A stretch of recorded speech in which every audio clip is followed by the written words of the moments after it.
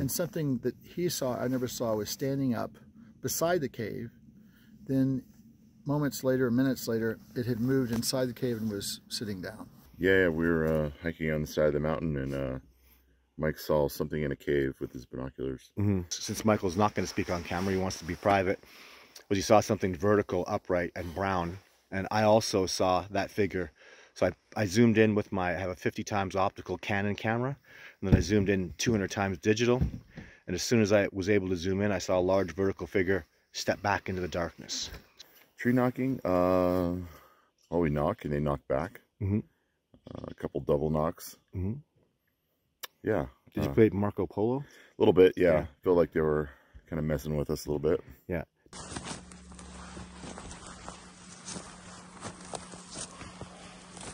So we're going to find tracks. We're going to fan out about 30 yards away. You're going to watch the sphagnum moss. It's over there. Over there, yeah. Over there. Tree knot. Could be two though. One there and one there. In my opinion, you went out there. We were kind of led out. Yeah. It seems right to a particular area. 300 yards out, I would say, into the forest. Yeah. Seemed they were probably about 100 yards away, maybe 150. It was a bear though. It was a bear? You think it was a bear knocking? I don't think it was a bear. Or elk? No, I don't. No. No. What do you think it was? Sorry, I saw that guy in the corner of my eye. Yeah. Someone walking into the camp. Yeah, I don't know. I think it was probably a Sasquatch. Or, yeah. You know, I don't know anything else that could make knocks like that. Two knots. Two. That was two. Did you just hear two? Two. Yeah. I just heard two, clear as day. I heard two. Do you understand how significant that is? Well, how close did you get within those knocks? I would say probably with 100 yards. And you didn't see what was knocking at 100 yards? No, I didn't see it. I looked, trust me. Yeah. I looked hard. And this is not a city guy talking. I have got so much goddamn experience. I've got thousands of days experience out here. We were both within, I think Josh got the closest. There was a point where he looked over. He was probably 120 yards at the worst from this big knock sound that we both heard. And he looked at me and he said, "Damn, that was close." And I was like, "Yep, yeah, that was really close." There was one that was really close. Right? And so we're talking like whatever, the Sasquatch that was out there, because I'm not going to pull any punches because I know it was Sasquatch. This is my job. This is what I do. I have over 1,000 days of backcountry wilderness experience. Nothing does that. And these are loud bangs. That was very loud. That was about 100 yards. It's very special. See the giant trees? What the shit, guys? Is your camera rolling? That's close.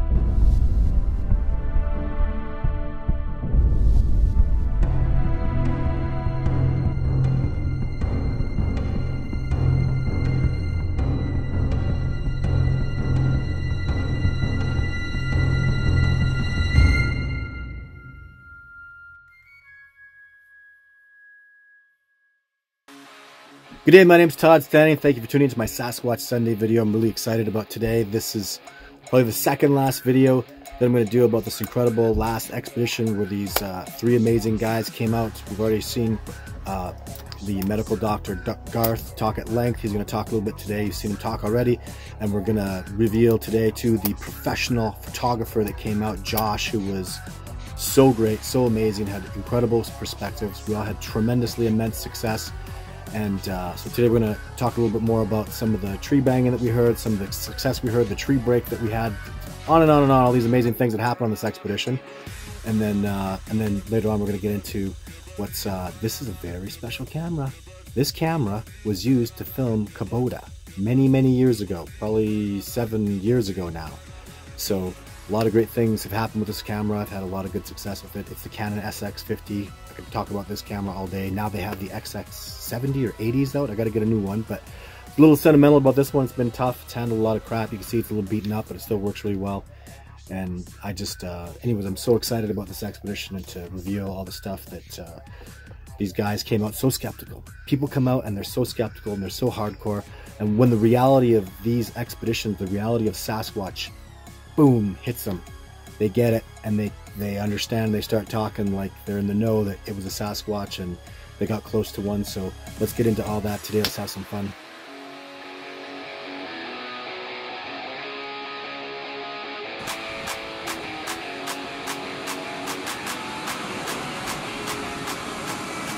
All right, Josh, you're leaving. It's day 7.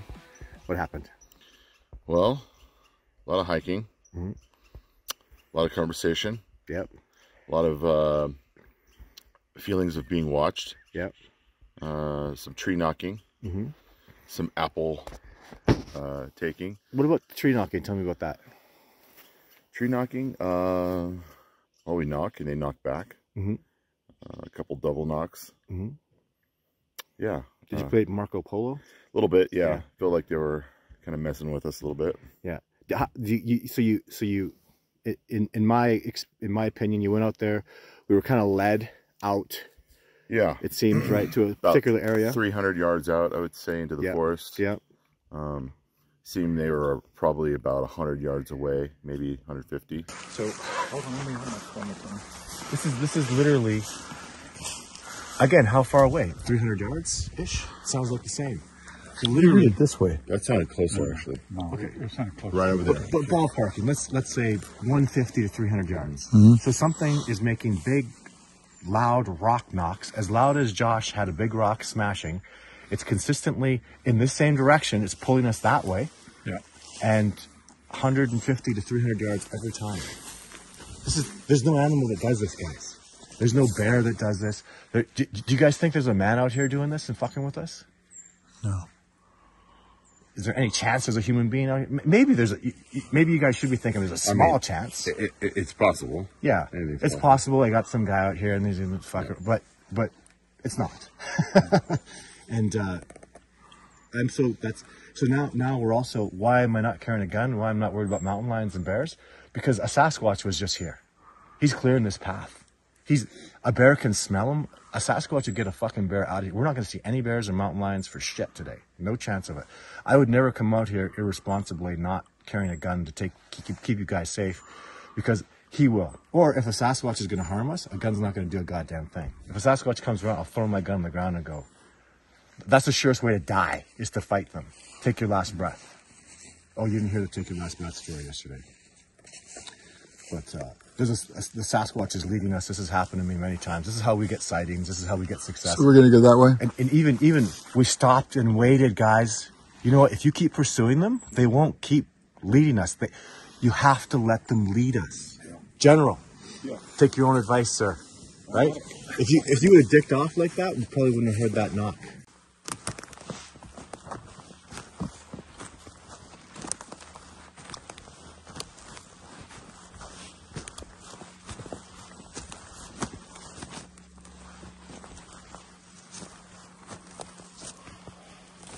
So we're going to find tracks.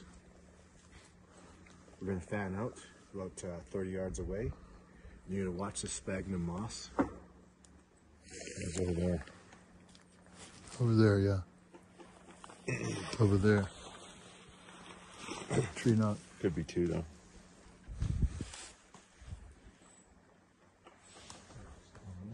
I heard one there and one there. It's like they're playing hide and seek. Marco Polo.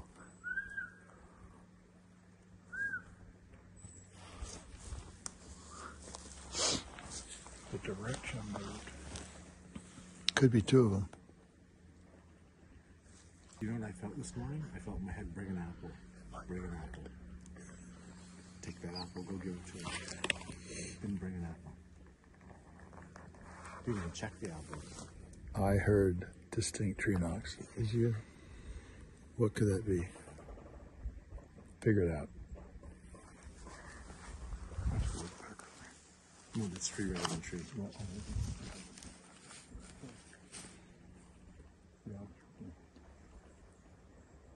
But the sounds we're hearing, that bang.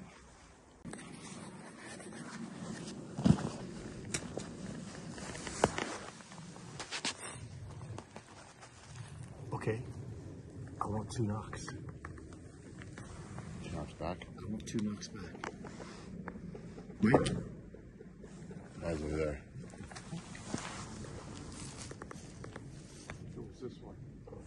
Which way? Yeah. Oh yeah. That's leading us around the other direction. Should I hit the tree again? I want 2 knocks.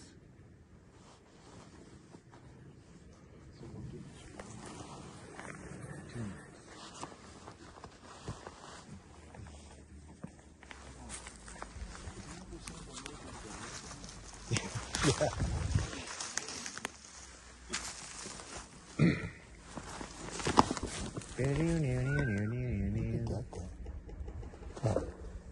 Eyes over there. 2 knocks. 2. There's 2. That was 2. Did you just hear 2? 2. Yeah. I just heard 2, clear as day. I heard 2. Do you understand how significant that is? I just sat here and said 2 knocks, 2 knocks, and they just knocked back twice. That was over there. That was 1, and then there was 2. I think they're on the move. Doing it. They have to be. This is not. They were over here. Now they're over here. It's like absolutely they're moving around. Got a big track. So knocked down? It's big. That's not a coincidence. You understand? We haven't got 2 knocks all fucking day. You did 2 knocks. We asked for 2 knocks. We got 2 knocks. That's an intelligent being reading us, picking up on what we're saying. Okay. Are you ready for it, Mike? Yeah, y'all stay here. No. I'm saying, come on out. Am I ready? No, I'm asking the Sasquatch. It's time. Come on out. It's time to come out. Show yourself. Come on out. So let's move towards those last knocks this way. Agreed? Yeah. So we're responding. And my intent is now, it's mind speak, guys. Come on out. Time. Show yourself.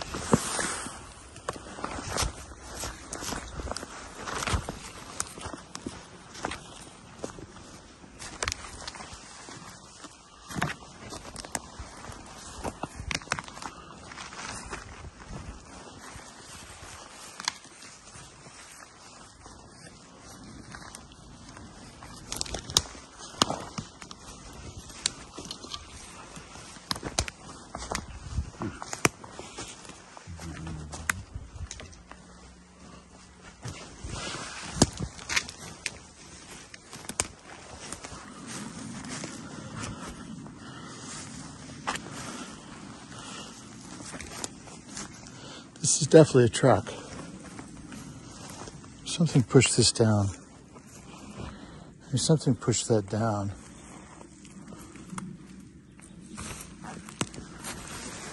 Something pushed that down.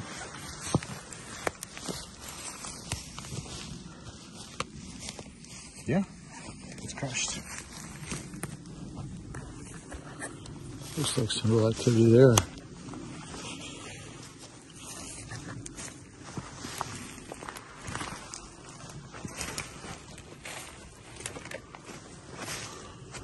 So Garth was absolutely correct. I went back there to later investigate that there was a 9-inch track from a male.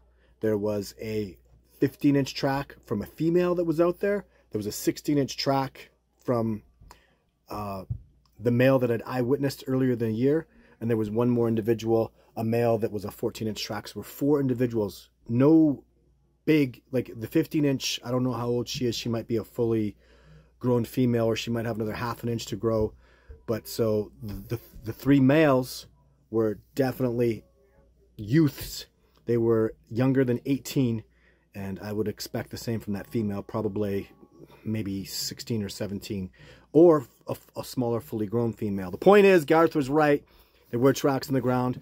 They were right. There were 4 individuals out there live interacting with us, and we're not done. Next week, we'll finish up with the sighting that Michael had. Michael, again, won't talk, but our rendition, the photographs that I took of the caves, the whole explanation behind it, and more. A tree break that we heard and went and discovered. There's lots more to come next week. So that'll be the last part of the final expedition with expeditioners of October 2022. Then the week after, I went back with Ashley and we had some more incredible stuff to talk about. We'll get on to that the week after, so lots more to come. Very, very exciting, guys.